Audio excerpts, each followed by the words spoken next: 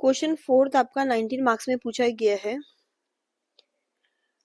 State the tools of monetary policy along with it discuss the objectives of monetary policy in developing countries. Monetary policy के tool और उसके क्या उद्देश्य है आपके जो विकासशील देश है वहाँ। पहले हम मीनिंग से स्टार्ट करेंगे मॉनेटरी पॉलिसी का। Monetary policy refers to the policy of the central bank to control money supply and credit in the economy in order to achieve economic stability and growth। तो जो आपकी monetary policy होती है वह policy होती है आपके सेंट्रल बैंक की, मतलब इंडिया में कौन है, आरबीआई है, तो उसकी, जिससे वो कंट्रोल कर सके, नियंत्रित कर सके जो पैसों की सप्लाई होती है या क्रेडिट है कि अपनी इकोनॉमी में, ताकि हमारी इकोनॉमी में स्टेबिलिटी और ग्रोथ अच्छे से हो सके। फिर इन्होंने हमसे टूल्स पूछा था मॉनेटरी पॉलिसी का, ठीक है। तो मॉनेटरी पॉलिसी के टूल्स में दो कैटेगरी में डिवाइडेड है। पहला है आपके क्वांटिटेटिव टूल्स, ठीक है, और दूसरा है आपके क्वालिटेटिव टूल्स, ठीक है। पहले हम क्वांटिटेटिव टूल्स में आ जाते हैं, जिनको हम जनरल टूल्स भी कहते हैं। These tools control a total volume of credit in the economy। तो क्वांटिटेटिव या जनरल टूल्स आपके वो होते हैं जो कंट्रोल करते हैं टोटल वॉल्यूम, मतलब क्वांटिटी आपके क्रेडिट का इकोनॉमी में। इसमें जो पहला आ जाता है वो है आपका बैंक रेट। तो ये बैंक रेट टर्म हम पहले भी पढ़ चुके हैं। बैंक रेट मतलब एक आपका वो रेट होता है जिसपे सेंट्रल बैंक लोन वगैरह किसको देती है, कॉमर्शियल बैंक को।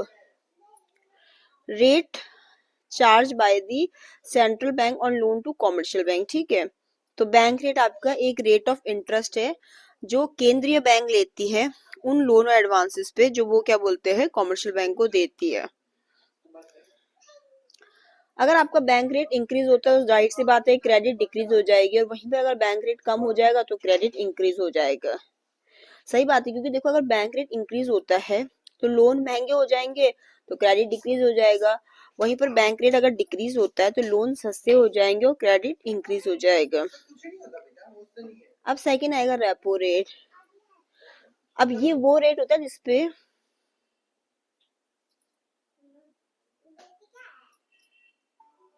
तो हमने क्वांटिटेटिव टूल्स में पहला आपका बैंक रेट पढ़ लिया था। मतलब ये आपका वो रेट ऑफ इंटरेस्ट होता है जो सेंट्रल बैंक आपका चार्ज करती है उन लोन पे जो कॉमर्शियल बैंक की देती है। बट ये यूजली कैसे लोन की हम बात कर रहे होते हैं, यहाँ पर हम बात कर रहे होते हैं जब उनको लॉन्ग टर्म लोन्स की हम इस पे बात कर रहे होते हैं, ठीक है। सेकंड आ जाते हैं रेपो रेट पे।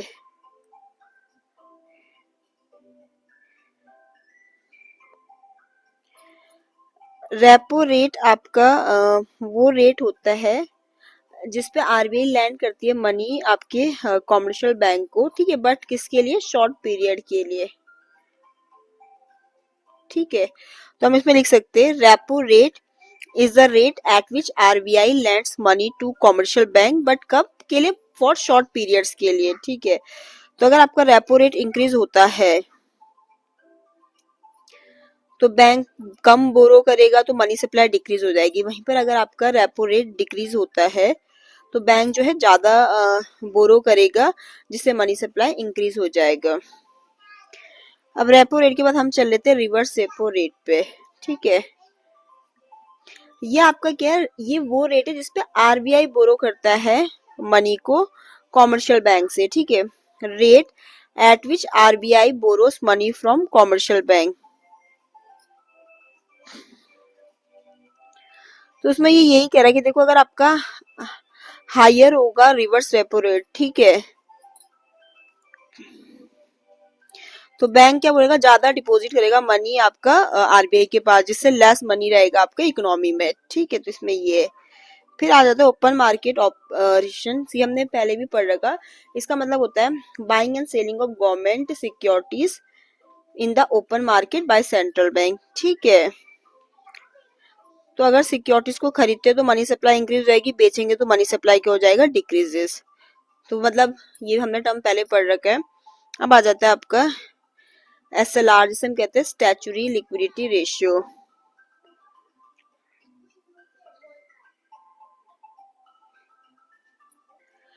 तो स्टैच्यूटरी लिक्विडिटी रेशियो क्या होता है, ये जैसे बैंक के पास जो भी पैसा डिपॉजिट्स होता है तो बैंक के लिए जरूरी है कि उसका कुछ परसेंटेज आप लिक्विड एसेट्स की फॉर्म में रखें, लाइक गोल्ड, गवर्नमेंट सिक्योरिटीज की फॉर्म में, तो उसी को हम एसएलआर कहते हैं, ठीक है। तो आपका जो एसएलआर होता है वो एक परसेंटेज होता है परसेंटेज ऑफ डिपॉजिट्स जो bank must kept in liquid acids like gold, government securities, ठीक है। तो अगर आपका एसएलआर हाई होगा तो लेस क्रेडिट क्रिएशन होगा, वहीं पर अगर लोअर एसएलआर होगा तो मोर क्रेडिट क्रिएशन होगा। अब आ जाते हैं सीआरआर, जिसको हम कहते हैं कैश रिजर्व रेशियो। ये टर्म भी हमने पहले पढ़ रखा है।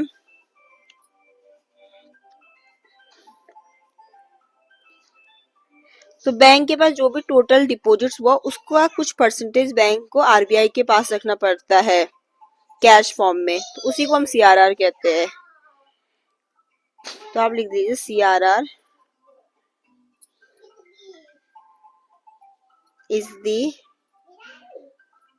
Percentage of total deposits that bank must keep with RBI in cash.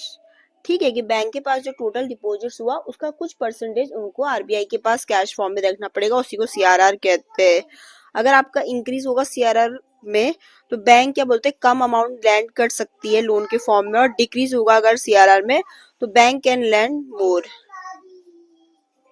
तो ये थे आपके कुछ क्वांटिटेटिव या जनरल टूल्स जिसमें हमने bank rate, repo rate, reverse repo rate, open market operation, SLR और सीआरआर पढ़ा। अब आ जाते हैं हम क्वालिटेटिव टूल्स पे, जिन्हें हम सिलेक्टिव टूल्स भी कहते हैं।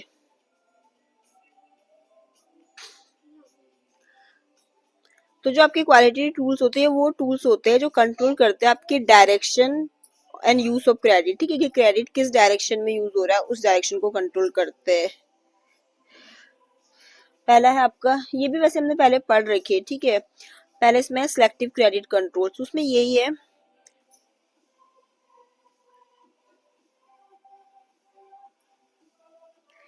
तो इसमें यही है कि जैसे आरबीआई ने इसमें इंस्ट्रक्शन देती है प्रॉपर कि किसको लोन मिलना चाहिए, किस पर्पस के लिए मिलना चाहिए, ठीक है। तो ये इसलिए यूज करती है ताकि वो कंट्रोल कर सके इस इन्फ्लेशन स्पेसिफिक सेक्टर में, ठीक है। तो सिलेक्टिव क्रेडिट कंट्रोल में आरबीआई प्रॉपर इंस्ट्रक्शन देती है अबाउट किस हु शुड गेट लोन्स और फॉर व्हाट पर्पस। ये हम इन्फ्लेशन कंट्रोल करने के लिए यूज करते हैं कुछ आपके सिलेक्टिव स्पेसिफिक सेक्टर्स में। फिर आपको मॉरल सुजेन, इसमें यही होता है, इसमें आरबीआई आपकी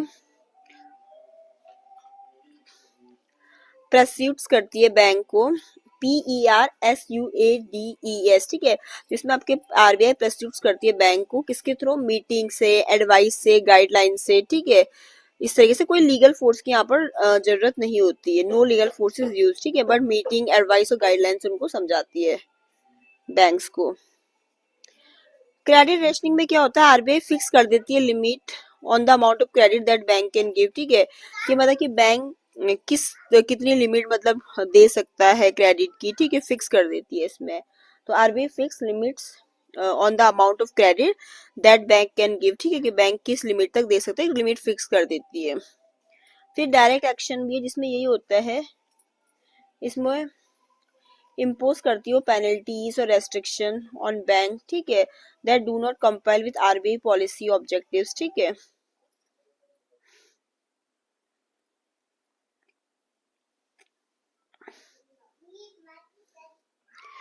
तो हमने कहा डायरेक्ट एक्शन में यही होता है कि जब बैंक आरबीआई के रूल्स को नहीं मानते हैं तो आरबीआई उनके खिलाफ डायरेक्ट एक्शन ले सकती है पेनल्टी और रेस्ट्रिक्शन के फॉर्म में, लाइक पेनल्टी और रेस्ट्रिक्शन ऑन लोन, ठीक है।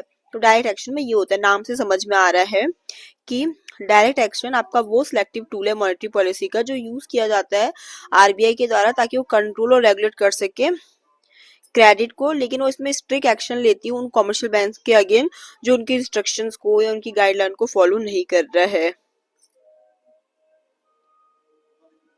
तो वही ऐसे बैंक के खिलाफ एक्शन लेना जो उनकी गाइडलाइन को नहीं सुन रहे हैं। तो ये आपके क्वालिटेटिव टूल्स हो गए। अब इसमें हम ऑब्जेक्टिव देखेंगे आपके मॉनेटरी पॉलिसी के इन डेवलपिंग कंट्रीज।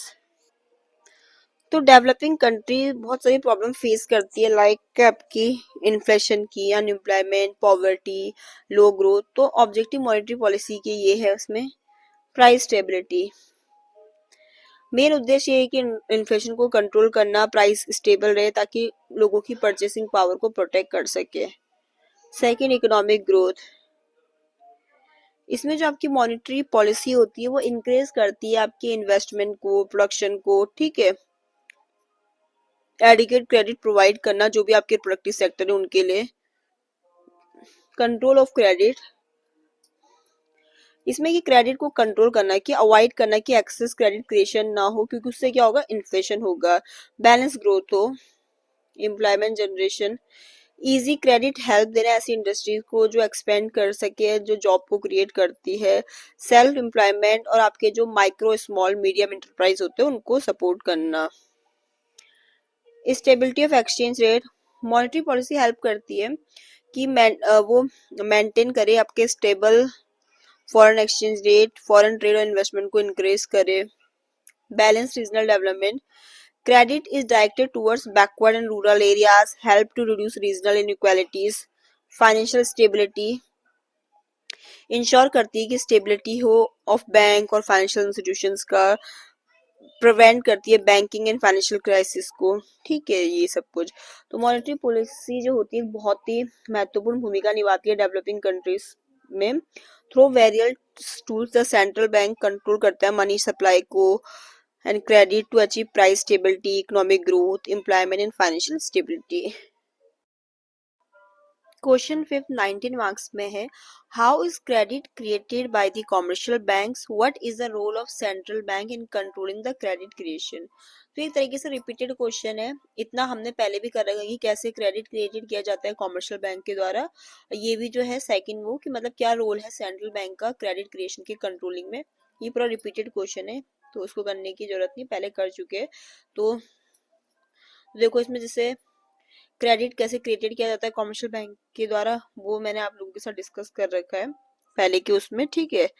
और फिर दूसरा इसने पूछा है कि रोल क्या है सेंट्रल बैंक का क्रेडिट क्रिएशन को कंट्रोल करने के लिए। तो उसमें अभी जो हमने ऊपर क्वांटिटेटिव और क्वालिटेटिव मेथड पढ़े थे जस्ट सेम वही आ जाएगा जो हमने पढ़े थे अभी, क्वांटिटेटिव मेथड्स, ठीक है। जिसमें हमने पढ़ा था बैंक रेट हो गया आपका, repo rate, reverse repo rate हो गया आपका, ठीक है, और एसएलआर, सीआरआर, ठीक है, और आपका ओपन मार्केट ऑपरेशन वो आ जाएगा क्वांटिटेटिव मेथड में, ठीक है। और